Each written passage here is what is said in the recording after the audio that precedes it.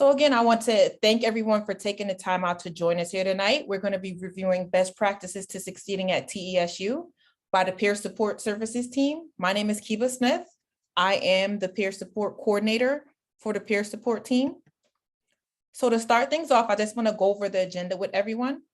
So we're going to have the introduction and then an overview of the peer support program. From there, we're going to have our first coach talk to everyone about organizing for a successful semester.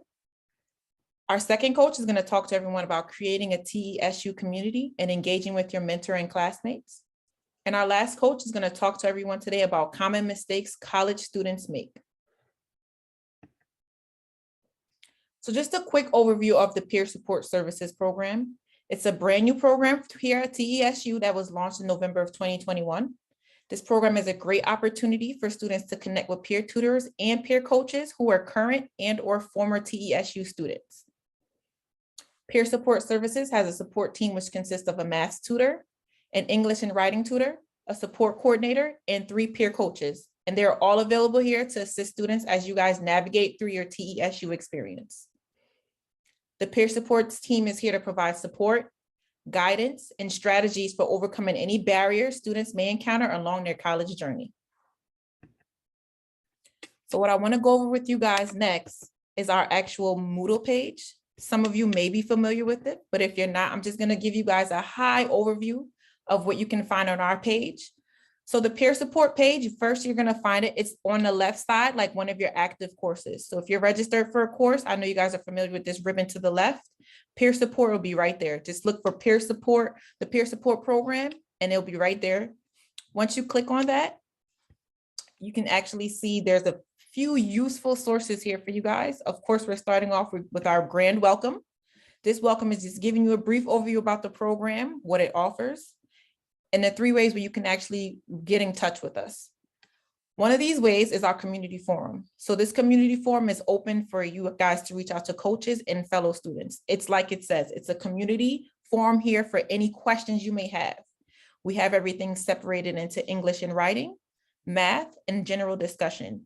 Whether you're in an English class right now or not, or in a math class, you could be curious about something. There may be something there to help you. Please feel free, go ahead, post. Our coaches are here. We try to answer everyone within 24 hours. If you're having a discussion with another student, by all means, this is what our community forum is here for. The next major form to reach our coaches is how you schedule an appointment. So how we do our appointments are via Smart Thinking. I know some of you may have heard of it already. If you have not, Smart Thinking is just an external link that it will actually launch you to. So when you're ready to schedule an appointment with one of our coaches or one of our tutors, you come into our Moodle page and you click schedule an appointment here. And it's going to actually launch you to an additional browser. When you get to this additional browser, this is where it's going to have you logged in as a Smart Thinking student. From here, you go through tutoring and you can schedule a drop-in session or schedule a future session with one of our coaches or tutors. We just ask when you do go via Smart Thinking to make sure that you reach someone directly at peer support. You make sure you click the actual subject line that has TESU peer support. If you're having any issues with navigating Smart Thinking, an additional option that we do have, we are equipped with Zoom and Teams. So if for every reason you want a walkthrough of how to access Smart Thinking, please feel free to reach out to us. Our next way of communication, which is email, peersupport@tesu.edu. You shoot us an email there and you say, I want to schedule some time, but I'm having problems with Smart Thinking. We can schedule time to walk through on Zoom or Teams to make sure that you're comfortable with it. You don't have to panic about accessing Smart Thinking, or we can actually have this session with you via Zoom or Teams as well, whichever one you get the most comfort level with. Also on our Moodle page, you can find some facts and resources. So we just have some student facts, anything you may think of, you're like, I'm not sure if I really want to ask a question. It may already be on the sheet, click into it and give it a look. If there's some additional information that you need that's not on that fact sheet, again, shoot us an email and we'll be glad to give you an answer within 24 hours. We also have some student how-tos. You're saying, hey, I'm going to figure out how I'm going to navigate this Smart Thinking because I know I can do it. That gives you a step-by-step guide on how to actually do that. So you can walk through the student how-tos in the aspect of registering with us, scheduling a session. If you want to look at your old sessions, those student how-tos are there as well. And we have our peer support flyer, just giving you guys a little bit more information about the program. Lastly, on our page, what you'll find is meet the peer support team. So our peer support team is on live and direct with everyone today. When you click into these are actually profiles. You'll see a nice, lovely picture of our coaches or tutors, and you'll have some background information. So you can actually, what the purpose of the additional purpose of the webinar today is, so you can actually have a live version of who your coaches are and tutors are that are actually assisting you as you go through your process. Okay. So we're going to now jump into the presentation, and your first coach is going to talk to you about organizing for a successful semester. We have Sherri. Hi, Sherri.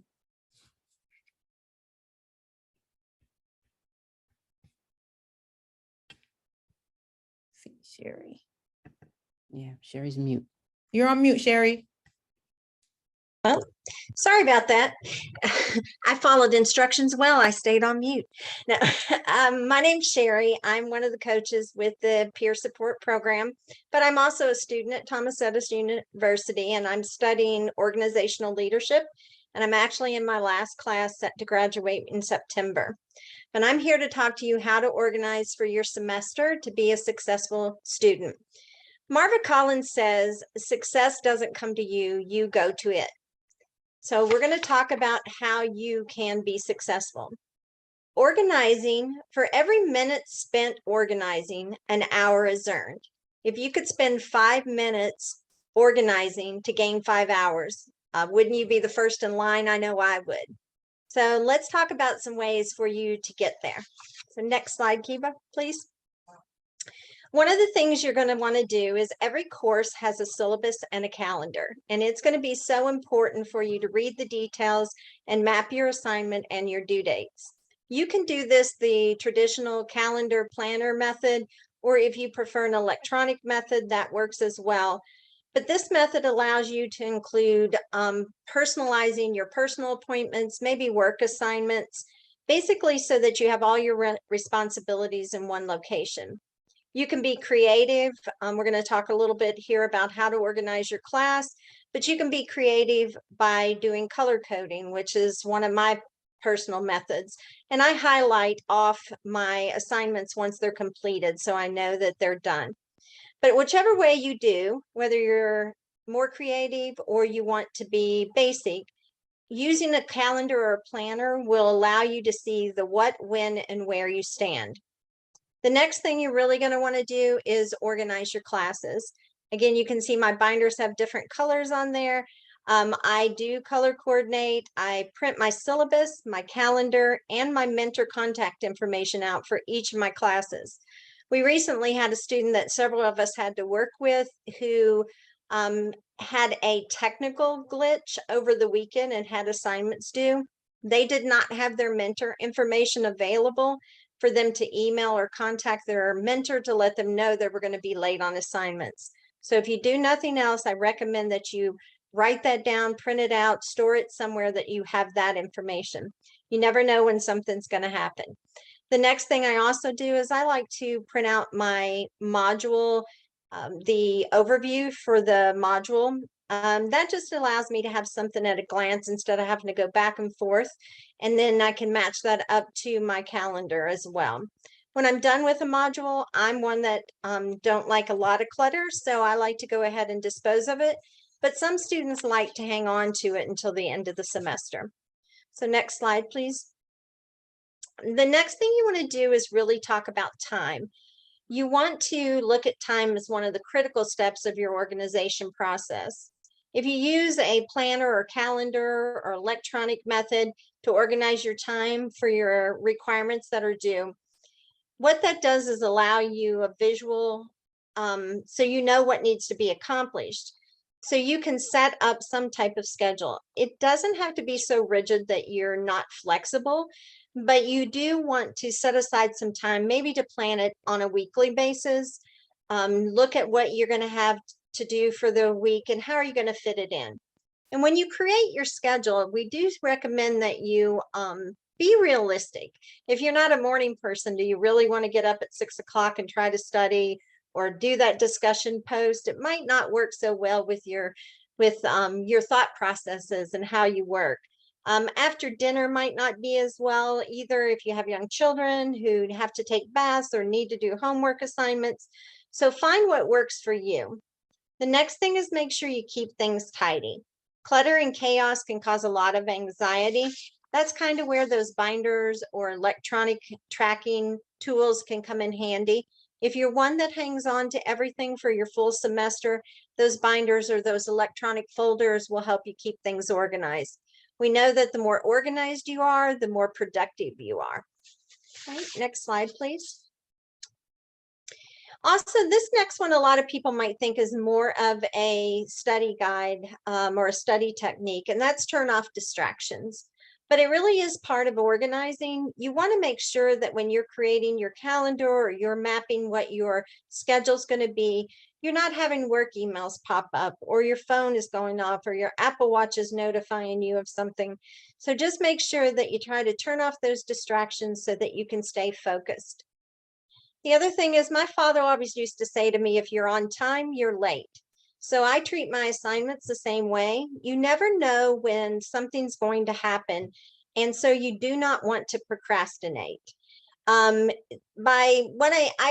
Example, one of my children had a medical emergency last semester. And by being ahead, I didn't get behind in my due dates, but I did communicate with my mentors just in case. And that's another thing, just making sure that you keep those lines of communication open with your mentor. Next slide, please. The most important thing you can do as a student is self-care. Self-care has been defined as a multidimensional, multifaceted process of purposeful engagement and strategies that promote healthy functioning and enhance well-being. Many of us are living multidimensional lives. We can be a spouse, a partner, parent, employee, friend, brother, sister, aunt, uncle, mother, father, you name it, we're it. And now we've added being a student on top of it. For many of you, this could be a lifelong dream, something that you've dreamed of doing your whole life, or it may be something newer that you've decided to do for your career advancement. But let's face it, regardless of why you're here, you're wanting to put your best foot forward, to do the best you can, to be the best version of yourself. For each of us, that can look different. So regardless of where you are in life, self-care is crucial to ensuring physical and emotional well-being and should be part of your organization process. So how do you take care of yourself? Well, it's a balance. It's a balance between yourself and life. We all hear the same things about eating well, getting plenty of sleep, staying hydrated, but there's other things that you can do. School can be overwhelming and it can become all consuming because you could be shooting for, a perfect 4.0 or pushing yourself. So what can you do? We recommend that maybe you take a walk, take that break, get up, get away from everything, look at life from a different perspective, and then come back and try it again. Maybe exercise if that's your cup of tea, walk on the treadmill, do your meditation, whatever works for you. Take time to read a book, not a textbook. Do something for fun. Also, maybe watch TV or a movie. I always joke and say, when I need to de-stress, I watch what I call stupid TV. That's the type of TV that I don't have to think about. And go out and have dinner with family and friends. You don't want to stop your engagements or let school be your sole focus. But as you do that, remember, the most important thing is saying no. You have to know when to say no, and it's okay to say no. You're not going to be able to do everything for everyone. When it comes to your mental health, self-care can help you manage stress, lower your risk of illness, and increase your energy. Even the small acts of self-care in daily life can be a big impact. And finally, we hear about this a lot. Ask for help. If you need help, if you're not okay, if you're feeling overwhelmed, ask for help. We here at Thomas Edison care and we want to help you.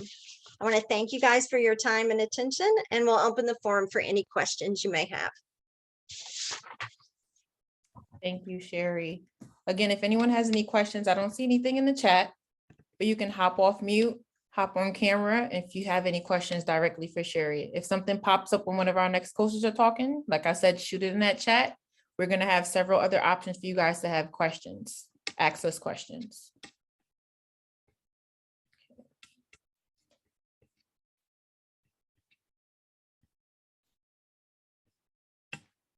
All right, I think this might be our shy group. So just quickly before we move on to our next coach, I just want everyone to take a look at what I have on the screen. It says Sherri's availability. So how we operate with our smart thinking status, we have pre-scheduled sessions. If you're the planning type and you know that ahead of time is best for you, you can do a pre-scheduled session. Or if you just have an instant question, we also have drop-in sessions. If for any reason, pre-scheduled time or just the right now, this instant time is not available for when you need assistance, please feel free to submit offline questions anytime via email at our peer support at TESU or via Smart Thinking. Again, we'll respond to you guys within 24 hours. Thank you, Sherri. So our next coach is going to talk to everyone about creating your TESU community and engaging your mentor and classmates. We have Tanya. Hi, Tanya. Hi. Hi, everyone. Thank you so much for coming this evening. My name is Tanya Jenkins, and I am a peer coach with TESU. I am pursuing a Bachelor of Science in Electronics, Technology, and Engineering Systems, and I have been pursuing it for a couple of years, and I will be finished hopefully within a year. I'm here to talk to you about creating your TESU community for support. So what is community? Community is connection. It's commonality. It's learning from those who know and sharing with those who don't. It's also creating a safe space for everyone to engage. Next slide, please. So when we talk about creating community, what do we have in common? Well, TSU students have an average of 32 years old. We're returning to school after many years' absence. We're juggling families, jobs, children, other jobs, and now school. We're coming from traditional and non-traditional college backgrounds. A traditional college background is something that you would think of that has a campus, you go on site, you take the class. The classes are very fixed times. You have to be there at a certain time. You have a professor, you see other students, you may have TAs, etc. So when you come to TESU and you have a non-traditional experience for college, what does that look like?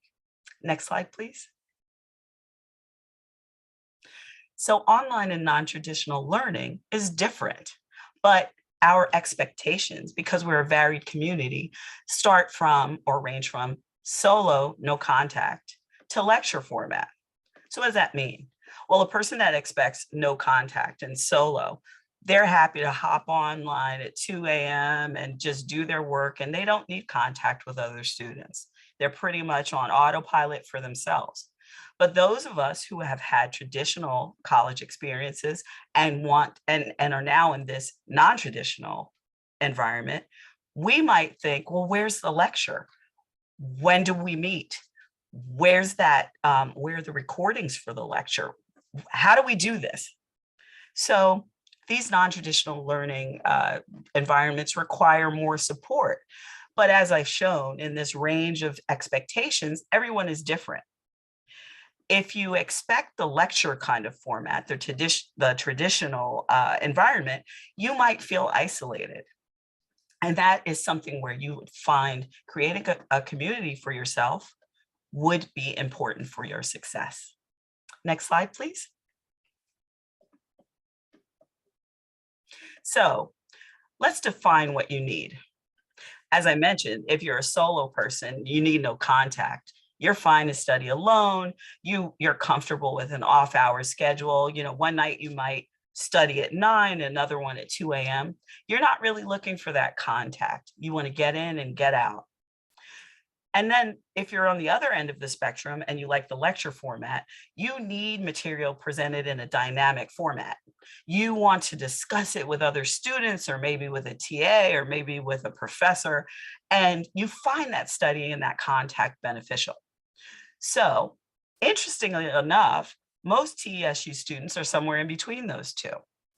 We like some if not anything, limited contact with other students and the mentor. And we like to discuss course materials. It's really up to you what you need, but defining it first will help you create that community more quickly and help you maintain that. Next slide, please. So let's define our community. We often think of community as a group we may worship with, a group we may live with, but within our TESU community, the larger community, let's define some sections. We have a mentor, we have other students in our class, and then we also have other students in our field of study. Our mentor, from the community perspective I spoke about earlier, is the one who knows. Other students will be a mix of ones who know, they may know the course material better than you, but they also may need help, just like you may need at different times. And finally, other students in your field of study may also be the ones who know. Ones that are ahead of you have experienced the classes, ones that are behind you may benefit from what you know. So if we look at that broad spectrum, that really wide net, we cast it widely, then we can find a larger group of people to work with and become our community. Next slide, please. So what are some tools for building this community? Well, as I mentioned, if we look at it from a mentor's perspective, we have the introductions forum. Now, every time we have a class, we all have an introductions forum. And that forum, the mentor usually posts something, they give their credentials, they're used to things, so they post their bio, and pretty much people read it and they don't comment, at least in the classes I've been in. Well, this is your chance. You can actually comment and say, hey, mentor so-and-so, I like that you ... But if you're a little more shy, that's okay. You can also attend office hours.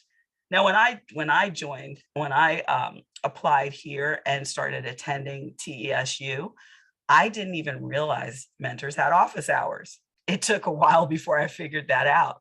But that's a place you can talk to your mentor one-on-one and actually visually see them oftentimes. So if you are on the spectrum where you like having that lecture format, this is a perfect way to kind of just get that contact with your mentor.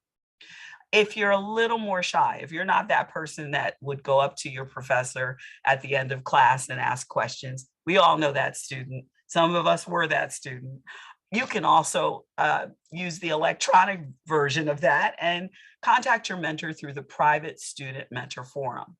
This forum allows you to talk directly to your mentor one-on-one, no one else sees it, and get some answers to questions you may have or concerns that you may have. Mentors are responsive and will get back to you. And you can also just do that as an initial form of contact. You can just say, hi, mentor X, just wanted to say I'm glad to be in your class, and just let them know that you're really interested in the material. But what about the other students in your class? Well, you have an introductions forum, a discussion forum, a class lounge, and Edison Live, which I'll talk about a little bit later. So your introductions forum, we're all used to that.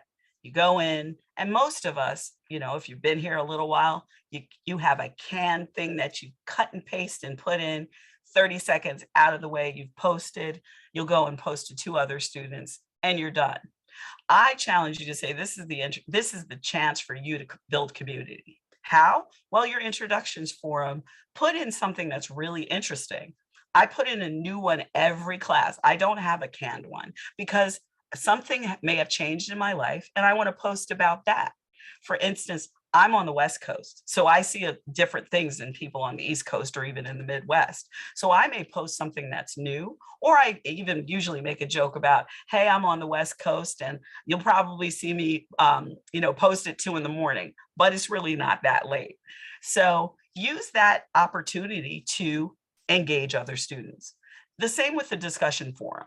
The discussion forum, we all think about that as, oh, I'm just going to post whatever the prompt says and be done with it. I challenge you to make that a more interesting post.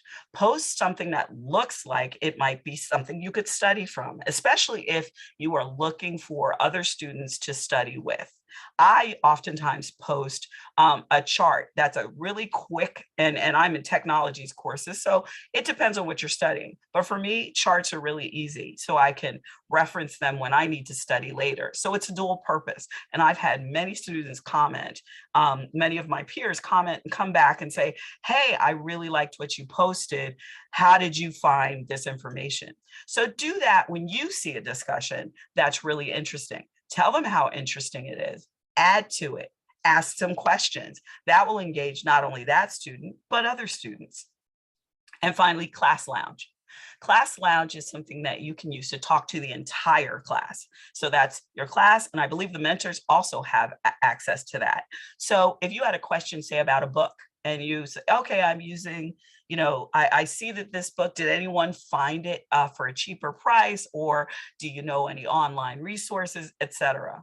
You can also post questions about your homework, about the discussions, anything that you would like other students to engage in. And this is a perfect way to find study partners. I've used that a few times. Finally, Edison Live. And as I mentioned, we'll talk a little bit about that later, but that's a way to actually, in a video format, engage with other students in your immediate class. Next slide, please. So I talked about the introduction and discussion forum. So I wanted to give you just a synthesized version of this and how you might engage. So we have Brian in our class, and Brian posts a really good discussion or introduction of himself. He's taking this class as part of the requirements for BSESEST, and he's new to TESU. He's a chef on a cruise ship. Once he completes his degree, he's hoping to work in Silicon Valley. He's doing technology, so that makes sense. But he's also starting to train for curling in the Olympics. Brian is a really dynamic guy. He then says, looking forward to learning with you all. Brian is wide open for contact. He wants to engage, and you can tell from what he's posted here. So how might we engage Brian? Well, Chad, who's also in the class, said, hey, Brian, nice to meet you. Looking forward to working in the class with you. Chad has basically said he might be one of the solo artists. He is saying, hey, nice to meet you. Looking forward to it. That's what a lot of people post. But Chad is not telling Brian that he's open to working with him. Contrast that with Lyndon. Lyndon says, hi, Brian, welcome to TESU. You can tell he read Brian's post because he knows that Brian's new. I'm Lyndon, and I grew up in Silicon Valley. He used one of the facts that Brian had posted about to say, we have something in common. So now that thread is open if they wanted to study together. Say Brian noticed that, or say Lyndon noticed that Brian posted really good things, or Lyndon noticed that Brian posted something that might not be correct. There's already a line there. We've already discussed that we have something in common. There's another student that said, hey, welcome, also read Brian's post. I'm also working towards my BSEST. So this person has said, hey, we're in the same class, but we're also studying for the same area of study. So now that's another way. And I would say anyone that's interested in curling might also post. So this is just one way you might use your introductions form to engage other students. And as I mentioned earlier, you could also do this with the discussion forum. Once someone posts, pick out something that's really interesting, either that they posted about or that they may want to know about. Use those commonalities you find in these conversations and in these posts to start a connection. Next slide, please. Here's another way to connect with other students. We have the student feed in my Edison app. You can use this to find students in your field of study, in your same company, and even in your same geographic location. Let's take a look at Callie. Callie says, hello, has anyone taken ELC 201? What's the best way to? And someone responded to her, someone that's ahead of her, that says, hey, Callie, yes, I took that already and found. They answered her question, but they also gave her information that they are ahead of her in taking classes. So now Callie has someone who knows, who's in front of her in classes and may be able to help her. That is a great way to connect. And you don't have to be the one that has posted. You can see what other people have posted and kind of make comments there. This is one actual discussion that I had seen on the My Edison app, and I thought this was fantastic. This is not an actual student. Ben is not there, so don't reach out to Ben. But he said, hello, anyone here work for UPS like me? And someone responded, hey, Ben, yeah, I work at the Newark facility. They have found 2 now connections. They have the same work as well as they both are students. One of the benefits of this is that in case you work for the same company and there's some type of reimbursement for college credit, you can talk about things like that, or maybe even ask for that at your work. It's a really good way to establish connections. You're both students, you both work at the same place. That gives you some support of people that in your community, they can establish something really good there. So don't forget to reach out to students via the student feed and My Edison app. Next slide, please. And finally, as I've mentioned twice, we're talking about Edison Live. Now, Edison Live is pre-pandemic. It really was something very different. I think it's still really great. But now that we've all been on Zoom, et cetera, we can actually we can appreciate how good this is. Edison Live provides an opportunity to connect via video conference. You can use Edison Live to collaborate with other students in your class. So if you're one of those people that needs the lecture experience, you want a little more contact with everyone, you can actually collaborate on projects and homework via video with people in your immediate class. That's what's so cool about it. You don't have to find everyone's email address or whatever. You can actually go and ask through like Class Lounge and get other people involved. You can share study sessions. You can do all types of things with one or multiple people. You can even ask your mentor to get involved if you want to do a study session before an exam. And this helps those students, again, more towards the lecture traditional side, to feel more like the college that they used to attend, but not take all the time it takes to drive to campus and do all of the other things. So if you use this regularly, you get more of that college experience from your community. Next slide, please. So to summarize, you can build a community of support, and it's important to do well.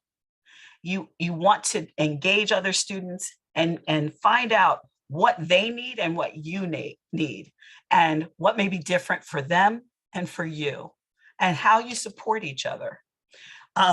Sorry, I'm having a little technical glitch. I don't know if you guys can see me. Can you still hear me? Okay, just wanted to make sure.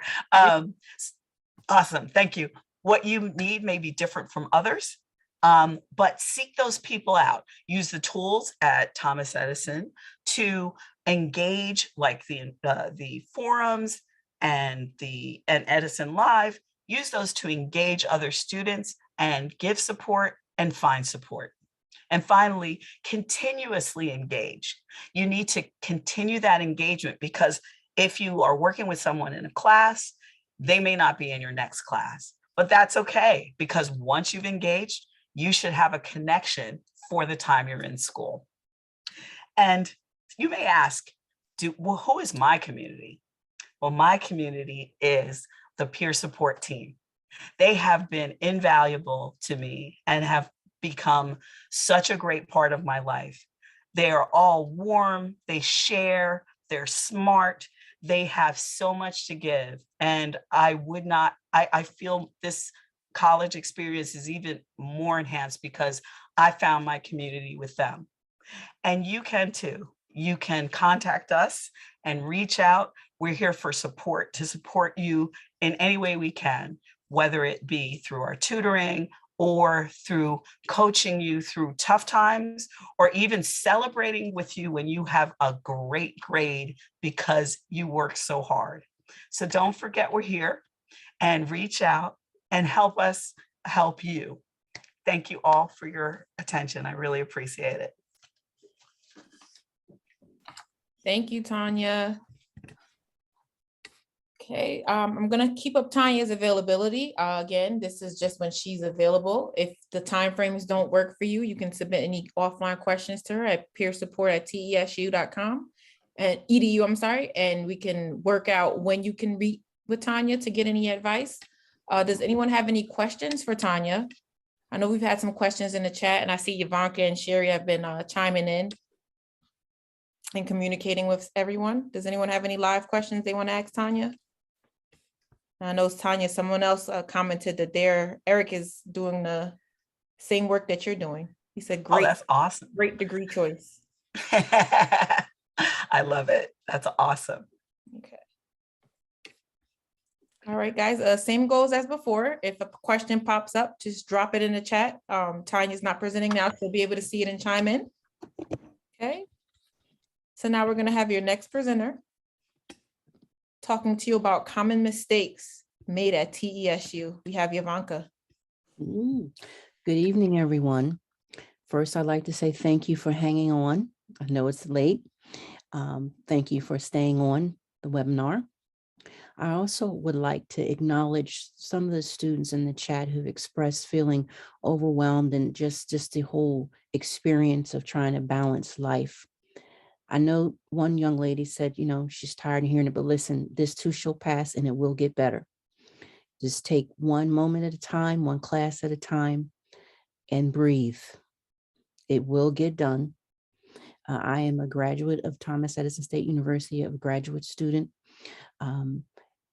I thought when I first started, oh my God, I cannot do this.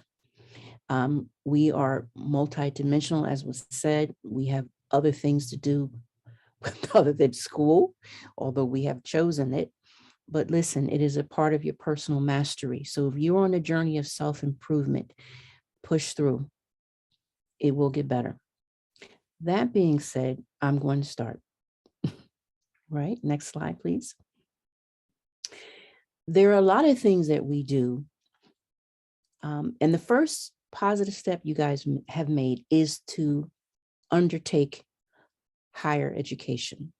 So when we talk about 10 common mistakes college students make, it's not necessarily a negative thing. It's something that I would like for you to be aware of as a former student and also as an educator.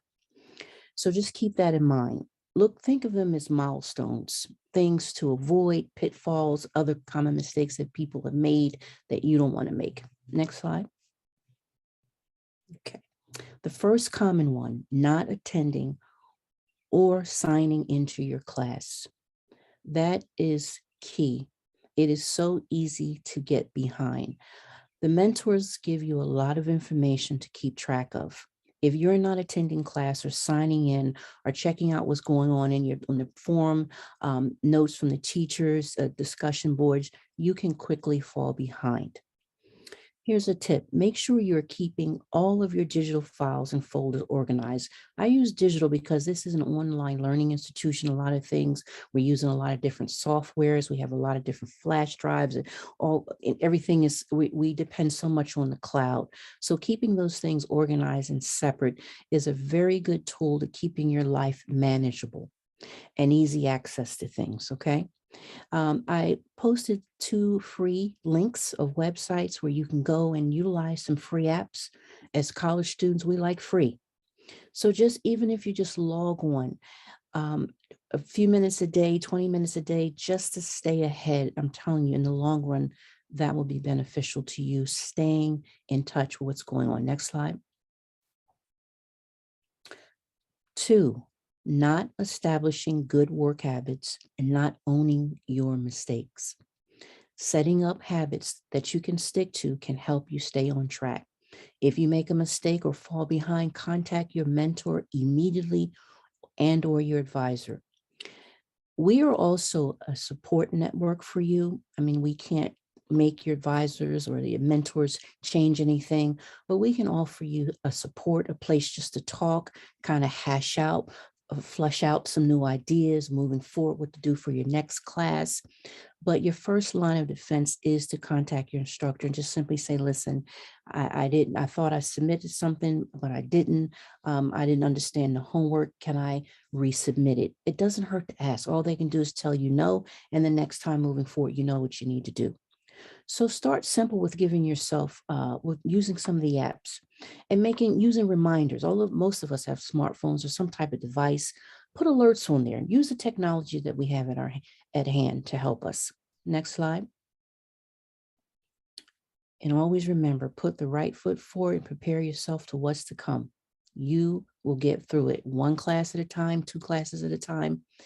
I paced myself over 3 years and I've thought quality was better than quantity. I figured I'm going to take this one class at a time and do my best. And before I knew it, oh my God, I was done. I couldn't believe it, working on a capstone. It was such an amazing feeling. The tears, the frustration that you feel right now will be worth it. I'm telling you, it will be worth it when you cross that line. Next slide. Third, I will do it later. Whew, how many of us love that? I know I do. Procrastinating and delaying completing assignments. The one thing that I did that was really, it sounded silly at first, but it allowed me to keep myself from going crazy and managing all of the responsibilities that I had. I made a commitment to my school task. If it was just an hour a day, I don't care what it was. I mapped out time. And as I've said before, your school is a job. That's probably why it feels so overwhelming. It's a job. It's a temporary one because you're not going to be in school forever, but it's a job. So you have to make some commitments to time. Acknowledge when you are stressed and take breaks when you need it. These small adjustments can help you maintain your focus and get your work done. Number 4, no or low engagement, not asking questions, not turning in assignments, not fully completing discussion posts, hurts your grades and can negatively impact your experience at TSU. The one thing I really, really encourage you to do is never miss a discussion post. Those points add up. You can also find valuable information, reading your peers' notes or comments, and a lot of times they give other resources and other tips that you may have overlooked. So take the time to engage and to do that. Answer all discussion posts. Instructors really look at that, and it also counts as participation grades. Okay, next slide, please. Inadequate study time. I'm just going to say this, I'm going to leave it right there on the table. I think we all can figure that out. And I know it may sound frustrating when we keep talking about balancing and just finding the time. But research suggests that for every 1 hour in class, students should commit 2 to 3 hours of study time for each class. Now, I know that may sound like, oh my God, I cannot add another layer to my life. But this is your return on investment. Most people are paying for their education out of pocket or for tuition reimbursement or from some source. This is your return on investment. What you're putting into this is what you're going to get out of it. So just keep that in mind. Next slide. Not asking for help in time. I know that we've talked about this before in the other presenters, but this is just vital. It's just no other way to say that. It is key to answering questions, to finding out about what's going on in your class. Know your mentor's contact information and how to access them the first day of class or whenever the class opens up. Know how to use a private mentor form. Develop a support network. The sooner the better. No question is silly or stupid. Next slide. Not taking notes. One of the 7th mistake the student makes. Minimizing, not understanding the relevancy of it. Taking notes helps you to retain information, organize your material and thoughts, helps you stay focused on the subject. Notes can help you develop questions for the mentor. When test time comes and you can, if you think of questions from your notes, you can message your mentor. You can even ask your peers.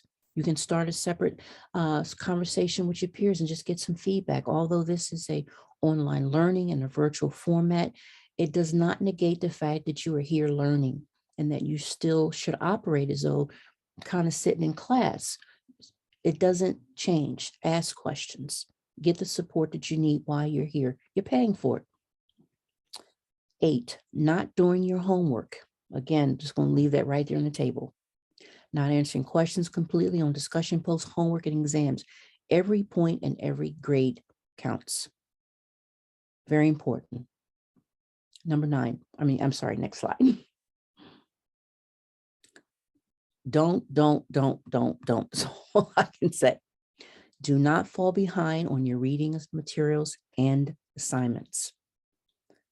If you're taking multiple classes, I tell my students, especially for students who are taking, at my institution where I work full time, there's students who take online classes and classes in person. And a lot of times those students underestimate the amount of work it takes to successfully navigate through online learning. It is not as easy as people think.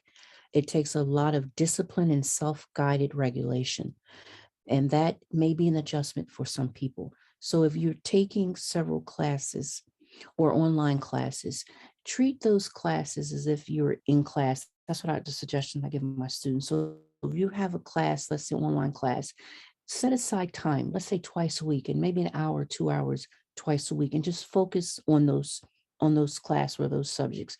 Maybe one day and the other day. Don't overdo it. You have to manage, you have to do the reading. So if you're setting aside homework time for specific topics, that can help. It's not always the answer, but it can help. But the main thing is not to fall behind. Do not take a passive approach to your learning and commitment to your academic studies. This is your investment in yourself and your personal mastery. It is important. Again, what you are putting into it is what you are getting out of it. So that concludes my presentation. Next slide, please. Please ask questions, engage. If you don't feel that that's correct, or you have some other alternatives or things that have worked, please share. One thing I would also like to stress is this is a community of practice. One thing about our TESU peer support program, it is a community of practice. Like Tanya said, building a community.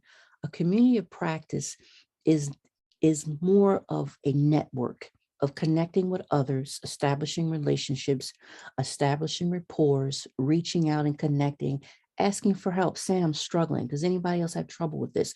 Can I borrow a book? Or does anybody have the slides for this? I didn't attend class, or I missed the homework, or I can't find something. Can somebody help me? That is a community of practice. And that is one of the benefits of our peer support program, as well as our math and English tutors. Join this community of practice. I'm telling you, it is an asset. I wish they had something like this when I was here. Okay. Next slide. Okay. Thank you so much, Ya Vanka. Again, what we have up here, guys, this is Ya Vanka's availability. We have pre-scheduled and drop-ins. If you don't see a time that works good for you, we are available via peer support at tesu.edu or Smart Thinking. Feel free, drop a question in there. I see there's been lots of actions in the chat. But I think Tanya and Sherri have been on top of things. Juliana has a quick question. How does the for 1 hour in school, you should do 3 hours of study, look for online coursework, Ya Vanka?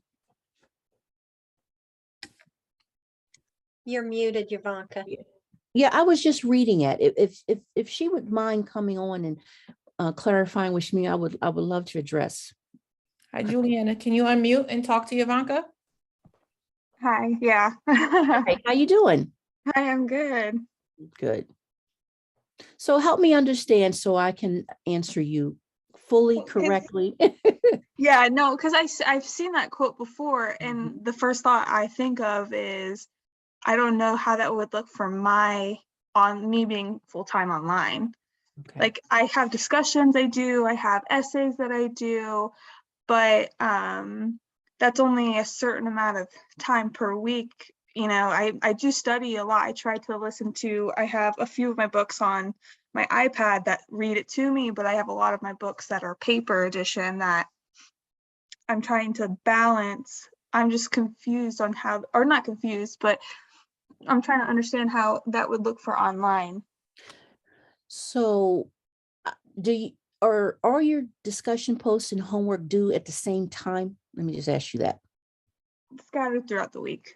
Okay, they're scattered throughout the week. Yeah. Are you using any calendars or alert? Are you actually writing down when things are due and when the classes? Yeah, I buy a calendar specifically just for school, and I have everything written down at the beginning of the semester. This is one of the things that I did. I would designate one day out of the week for particular classes. And that would depend on when the due dates fell. Mhm. If I had something that was due on Sunday, I would try to study like Tuesday and Thursday. If I had some things were due, I think the one teacher, this weird time was like a Wednesday night, right? Then I would use the other days for that. Okay. So that's theory. And we all know that a lot of times the theories don't work in real life. But what it is just a guide. It's not black and white. You have to modify it according to your schedule and your life. And I cannot overstress enough, and this is just not for you, this is for everyone, that these are just suggestions. We're offering guides. Again, you need to personalize it to meet your needs. But there's one true core fact that is consistent, is that you have to, I'm a visual person. That's why I was asking you about a calendar. Some people are auditory, some people are both. So you have to, number one, know what your learning style is. Number two, what your management style is. And number three, what works best for you. So if you're taking 4 classes, you definitely need to have some organization. And you also need to make sure, in addition to doing the work, you have to provide that study time. And it may not be 4 hours, it may be just an hour. You understand what I mean? Like if you 2 hours for actual work and then another hour for, let's say, study. And then it's time to put that away, because research does also show that after 2 hours, the brain just shuts down. It's just like, no, I'm done with this. I'm done. And then the next day, and then I would do one subject, let's say on Monday, right? And then the next day I would focus on something else. Because if I looked at one subject too long, it was not sinking in, and that's counterproductive. And what we're trying to encourage is not only good study habits, just to help you guys feel successful in what you're doing. Because it would be all for naught, right? If you putting all this effort in, you guys have joined this webinar to learn some skills, and you really want to be successful. So these are some suggestions that we are offering. So listen, young lady, you modify it. That's whatever's going to work for you. Okay. Yeah. Thank you. One of the other things I would add to that, Juliana and Ya Vanka, is, for example, when you have a paper due, don't try to sit down and do it from beginning to end. Like I might spend, if my paper is due on Saturday or Sunday, I might spend Monday doing my research. I might spend Wednesday writing my introduction, and then Thursday, finish up the paper. And then I walk away from it for a while and totally get away from it.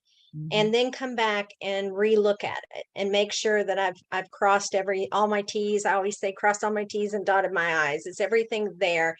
And I'll even compare that to the description of what I'm supposed to be writing. Did I cover all the points that the mentor has recommended? So a lot of people will try to cram something in one day, and it really is better to space things out.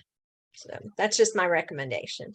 It's also very important, and this goes for the discussion post as well, to print out or at least know what the rubric scores are, know what the expectations are for each course, because each mentor is different. Exactly. They may all require you to complete a discussion post, but their expectations may be different. So please familiarize yourself with the rubrics and what is expected of you. Can I add to that as well? Depending upon your course of study, and Juliana, I didn't see what your course of study was, so this may or may not be applicable to you. When you have, at least for the technology courses that I've had, oftentimes breaking up work is going to look a little different. You would, for instance, what I do is I read. I like to read things, but I'm a very visual person as well. So I'll do a lot of my visualizing, and I'll outline the book that I'm reading. there are some good techniques to do that. And then I fill in the information based on what the homeworks were. The homeworks really give you an idea of what course material is important, etc. So if you kind of, I've created a map for myself, basically how I approach doing different types of work. So if it's a writing course, I map out, and just as the other peer coaches have mentioned, you look at maybe what your thesis would be. Sherri mentioned about that. And then you may struggle with that, but you do that at one point. I had mentioned this in the earlier webinar. The Pomodoro technique is a really good technique to kind of help you break up doing your work. The idea is you set 25 minutes to focus on something really, really specifically, and you get that done. And what you learn to do is be happy with what you get done, but also how to make it more concise. Because of course, if you're in the middle of the 25 minutes or you're at the end of the 25 minutes and you haven't finished, it helps you think about what is more efficient and a more efficient way. Sometimes there's not, if you're trying a problem and you don't know how to figure it out, it gives you a good stopping point to kind of walk away. And I found that works with both writing and with doing math problems. You walk away and you come back. I often take a nap, but that's a whole other thing. And during my nap, I usually figure out how to do the problem and I come back and I do it. So understanding, and I love what Ya Vanka said about knowing how you learn. There's Barbara Oakley. I tell this to every student pretty much I interact with. Barbara Oakley has a great TED Talk. There's a short version that talks about how to study, how to kind of think about how your brain works. And it's like what your brain is like on studying. And it had changed my life. When I read her book and I read different things, it is important to understand your learning, like what works for you, when you get tired, when you know it's enough, when you can push through it. It's important to know yourself that way. So I recommend all of those highly. One, Pomodoro, I'll put it in the chat, and Barbara Oakley. Thanks. Thank you, Tanya. And Juliana did answer. She's doing Homeland Security and Emergency Management. And I know, awesome. Yeah, we had another question. This popped up also earlier about exporting the calendar. Sherri did write this in the chat, but the new orientation class is available. They do have a portion on exporting it. And again, like Sherri said, if for any reason it's not available to you, let us know. And we can capture any information and also forward it to you. Do we have any additional questions for any of our coaches online today?